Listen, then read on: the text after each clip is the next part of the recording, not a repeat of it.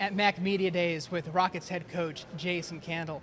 This is like the start of one season because now we're talking about football. We can sense that fall is right here, but you guys just wrapped up another season. You had Midnight Madness. What did you guys focus on during summer, and how is that different from what you'll do in a couple weeks? Starts with a plan back in January. That progresses through winter workouts. You get to spring football, find out a little bit about your team through that part of it. You turn the team over to the leadership of your locker room to summer, and the strength coach has them pretty much the entire summer. The restrictions and rules have loosened up in the last few years here, what we're allowed to do with them within the month of June. But for the most part, this is the team's chance to be the team by themselves. I think there's a lot of organic leadership that's developed through that time. Then we get them back, and we're sitting in the present, ready for fall camp.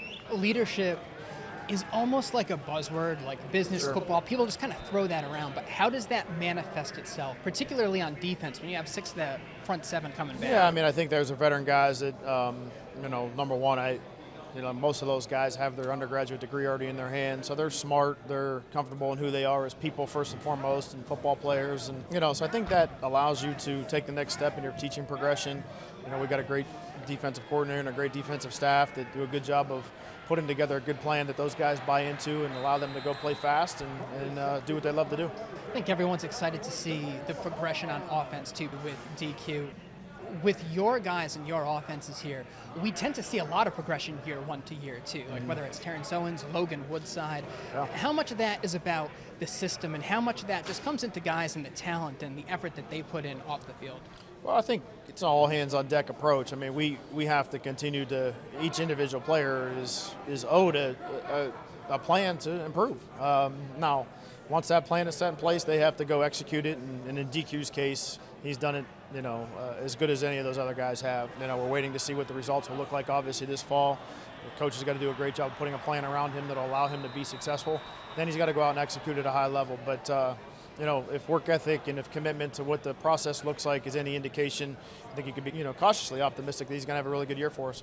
Is the process the same with each of those quarterbacks, or do you have to tailor something different depending on what the skill set is and where they're at?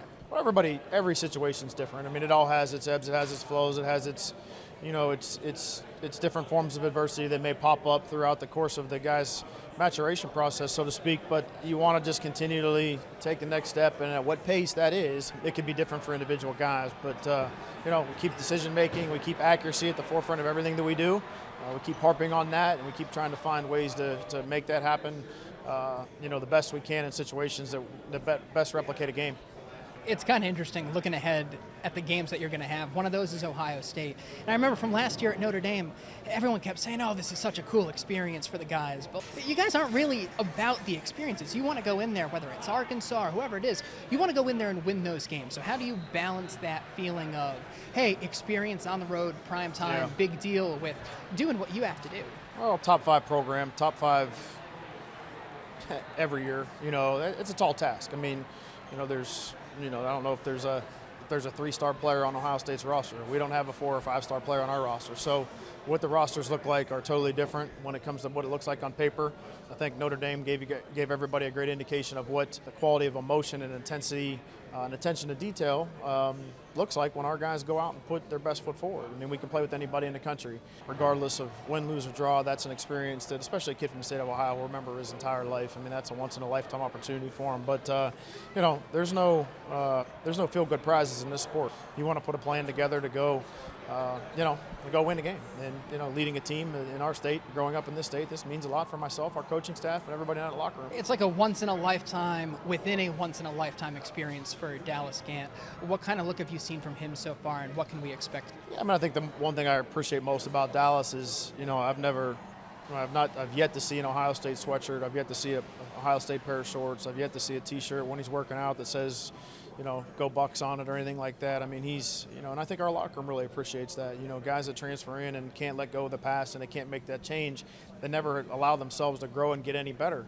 I think he's made that change. He's made that decision that this is what he was going to do. And when he transferred here, he's been a Toledo Rocket from the minute he walked on campus.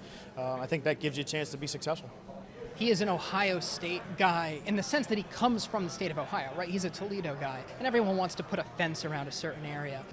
One of the things I think is really interesting about your roster, you have 13 freshmen or sophomores who are from Florida.